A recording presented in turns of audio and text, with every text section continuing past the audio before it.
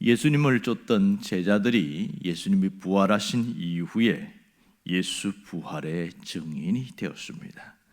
오늘 32절에 보면 이렇게 이야기합니다. 우리도 조상들에게 주신 약속을 너희에게 전파하노니. 여기서 우리는 바울과 바나바 일행을 말하고 있습니다.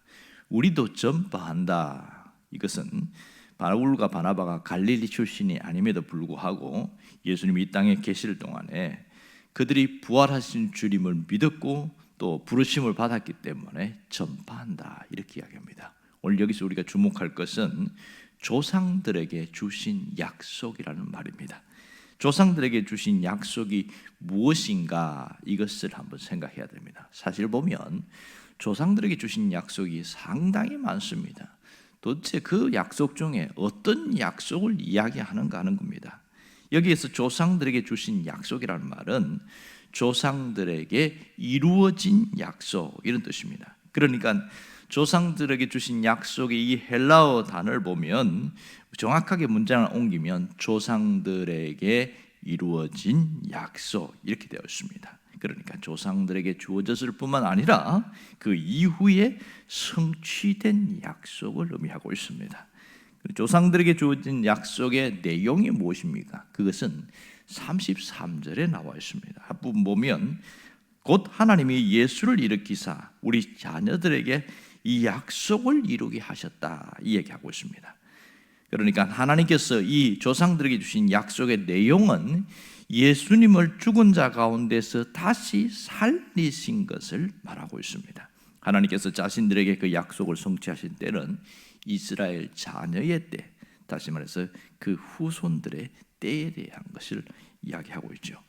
바울은 이스라엘의 이 조상들에게 주신 약속에 대해서 세 가지 구약 성경을 인용하고 있습니다.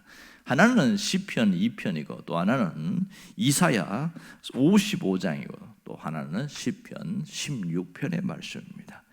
첫 번째는 시편 2편인데 33절 하반절에 나옵니다. 시편 둘째 편에 이렇게 나오는데 시편 2편 7절의 말씀입니다. 여기 핵심은 예수님을 보내신 약속에 대한 것을 말하고 있는데요.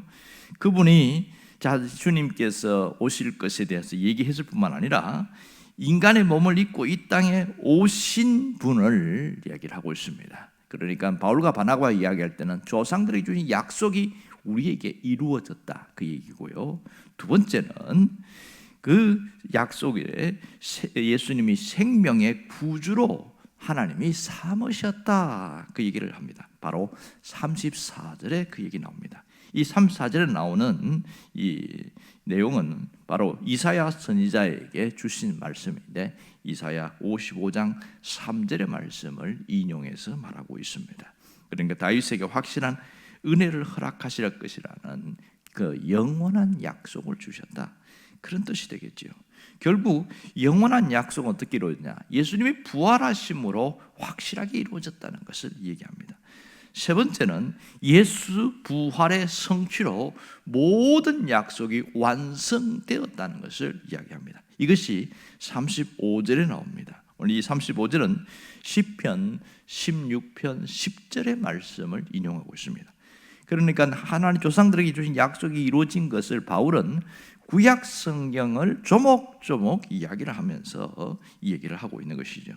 십자가에 돌아갔을 뿐만 아니라 죽음을 깨뜨리시고 부활하심으로 인간의 죄와 사망으로부터 구원하시라는 그 하나님의 약속이 완전히 성취되었다는 것을 말하고 있습니다. 어떻게 이스라엘 자손들에게 이게 완전히 성취되었는가?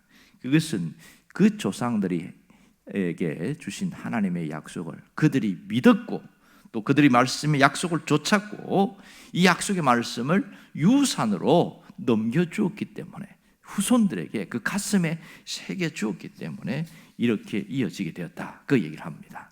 그러니까 그들의 후손들이 약속이 성취된 것을 보는 영광을 누렸고 결과적으로 그 약속이 시간과 공간을 초월하여서 이스라엘 조상들에게 이루어지게 된 것입니다. 오늘 이 말씀이 주는 영적인 의미가 있습니다. 그것은 1차적인 의미는 이스라엘 조상들이 하나님으로부터 받은 약속의 말씀을 자녀들에게 유산으로 주었듯이 예수 그리스도의 죽음과 부활에 그 성취된 하나님의 약속을 바울과 바나바 자신도 이스라엘 자녀들에게 전파되게 되었다. 이게 1차적인 의미고 2차적인 의미는 우리에게 주신 겁니다. 그 약속이 우리에게 말씀을 통해서 받았어요. 믿음의 부모, 믿음의 조상이 되었던 것처럼 이것을 우리의 후손들에게 그것이 전파되게 하고 이루어지게 하는 것, 그것이 우리가 해야 할 일입니다. 그러므로 조상들에게 주신 약속의 말씀을 소중히 여기고 이것을 내가 이행하고 이것을 자녀들에게도 이행하도록 하는 것, 그것이 우리가 해야 할 일이다. 오늘 여기 살아계신 하나님에 대한 믿음이 여기 있습니다. 그러므로 그리스도인이 살아있다는 것은 바로 약속의 말씀을 붙들고 살고 그것을 전해 주는 것에 있다, 이렇게 이야기합니다. 이럴 때에 교회도 존재하게 되어진다, 그런 얘기입니다. 여러분, 살아있는 그리스도인으로 남는 것은 조상들에게 주신 그 약속을 믿고 또 자신의 삶을 그 속에 던지는 것, 이것이 그리스도인의 모습이라고 하는 것이죠. 그리스도인이 전해야 할 좋은 소식도 역시 조상들에게 주신 약속입니다. 이 약속은 단순히 약속이 주어진 것이 중요한 게 아니고 약속을 지키지 않으면 공수표입니다. 그러므로 약속의 생명은 지켜짐에 있다는 것을 알 수 있습니다. 약속은 지킬 때에 그것이 의미가 존재하게 되었습니다. 우리 교회의 존재 목적이 무엇입니까? 그것은 하나님의 약속을 생명처럼 지키는 데 있습니다. 교회의 참된 모습은 이 조상들에게 주신 약속의 말씀이 우리 속에서 살아있을 때 교회가 살아있다, 이렇게 말합니다. 그러니까 교인들이 그 말씀대로 살아갈 때에 살아있는 교회가 되는 것이죠. 이 땅의 교회가 하나님의 약속을 제대로 이행하지 않을 때는 하나님이 교회도 무너뜨리는 것을 많이 보게 되었습니다. 요한계시록에 보면 7교회 중에서 첫 번째 교회가 에베소 교회고 마지막 교회가 라오디게아 교회입니다. 자, 이 교회가 보면 너희에게 책망할 것이 있나니 이러면서 에베소 교회는 처음 사랑을 잃어버렸다고 이야기하고 또 라오디게아 교회는 네 행위를 아노니 이러면서 차지도 뜨겁지도 않은 얘기를 합니다. 자, 서로 상반된 모습인데 차이점은 에베소 교회는 칭찬이 있지만 라오디게아 교회는 칭찬이 없어요. 근데 공통점이 뭐냐면 둘 다 교회의 정체성을 잃어버렸다는 겁니다. 결국은 교회의 정체성을 잃어버렸다는 얘기는 하나님의 약속이 말씀이 주어졌지만 그들이 제대로 지키지 않았다, 이런 점이 되겠죠. 결국 이 에베소 교회나 라오디게아 교회는 이 땅에 존재하지 않습니다. 지금 티르키에, 옛날에 터키 땅이죠. 거기가 이 소아시아 7교회가 존재한 곳이었는데 그것이 또 신약 성경의 거의 중심이었습니다만은 없어졌잖아요. 심지어 바울을 선교 여행을 파송했던 1차, 2차로 했던 안디옥 교회조차도 없어졌습니다. 왜 하나님이 에베소 교회나 안디옥 교회나 라오디게아 교회 이런 교회들을 하나님이 없애버렸을까?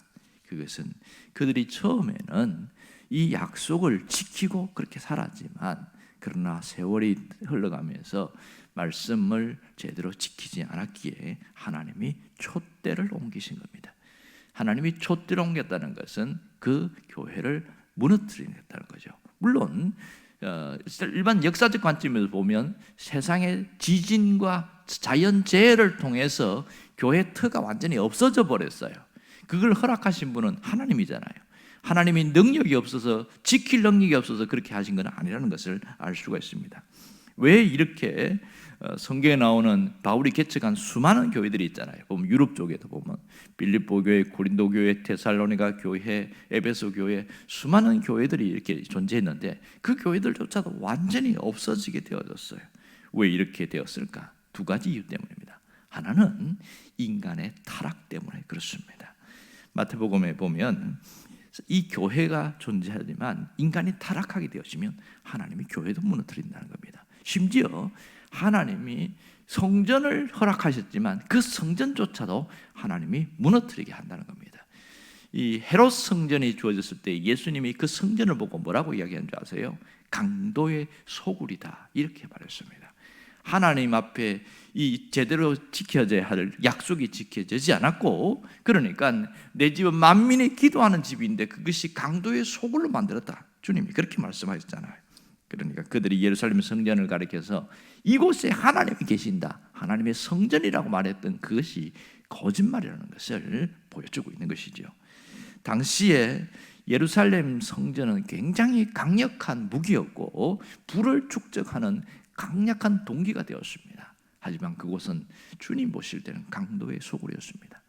이 유대교라는 그 자체가, 이 시스템 자체가 굉장히 강했는데 당시 이스라엘의 유대교라는 그 시스템을 필적할 만한 그런 것이 없었습니다. 로마의 지배 속에 있었음에도 유대교는 계속 이어졌습니다. 그곳에 성전이 있었고 제사장들이 있었고 또 예루살렘의 최고 기구인 산헤드린 공회가 있었습니다.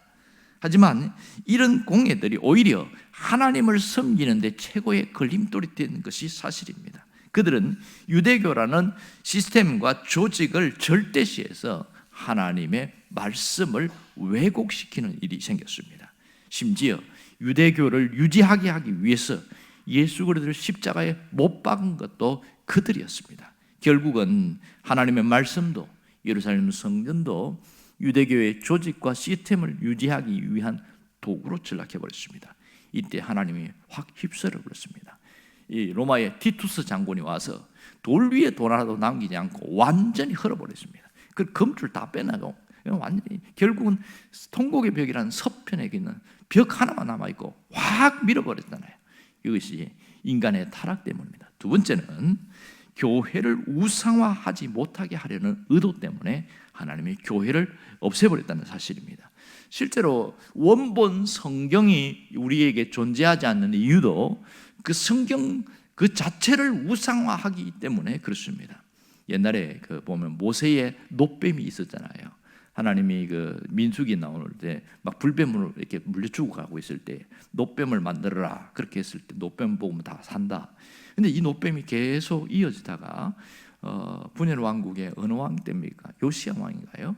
이 놋뱀을 우상처럼 섬기는 거예요. 하나님보다 더 섬기는 거예요. 그때 하나님이 이 놋뱀으로 만든 그 지팡이 그거 없애버려라. 완전히 박살내버렸거든요. 인간의 습성이 뭔가 하나님이 귀하게 여긴 것을 하나님보다 더 귀하게 여기는 그 우상화하는 작업들이 있습니다. 교회도 그래요. 가시적인 교회를 폐한 이유가 교회 자체 그 터와 그 교회 존재 자체를 우상화하기 때문에 하나님이 없애버렸다, 그렇게 볼 수 있는 것이죠. 여러분, 하나님보다 더 우선될 것은 아무것도 없습니다. 하나님이 가장 우리에게 소중한 분입니다. 오늘 우리가 거꾸로 하나님이 주신 것들을 더 귀하게 여기다 보면 잘못된 길로 갈 수 있다는 것을 오늘 우리가 알 수 있습니다. 여기서 우리에게 가장 중요한 것이 무엇이냐? 내 신앙을 끝까지 지키고 살아가는 것이 대단히 중요합니다. 오늘 우리가 어떻게 살아야 됩니까? 하나님이 내게 주신 그 믿음의 본질을 잃어버리지 않고 마지막까지 그 약속을 생명처럼 지켜나가는 것이 너무나 중요한 것이죠. 오늘 우리 그리스도인이 진정한 신앙인의 모습으로 살아간다는 것은 주신 약속을 생명처럼 지킬 뿐만 아니라 그것에 약속에 내 삶을 던지는 것, 그것이 우리가 해야 할 일입니다. 그럴 때에 하나님의 약속이 생명력이 있어서 우리 후손들까지 전해지게 될 것입니다. 약속을 약속으로 붙들고 살아가게 해달라고 기도할 수 있기를 바랍니다. 기도하겠습니다.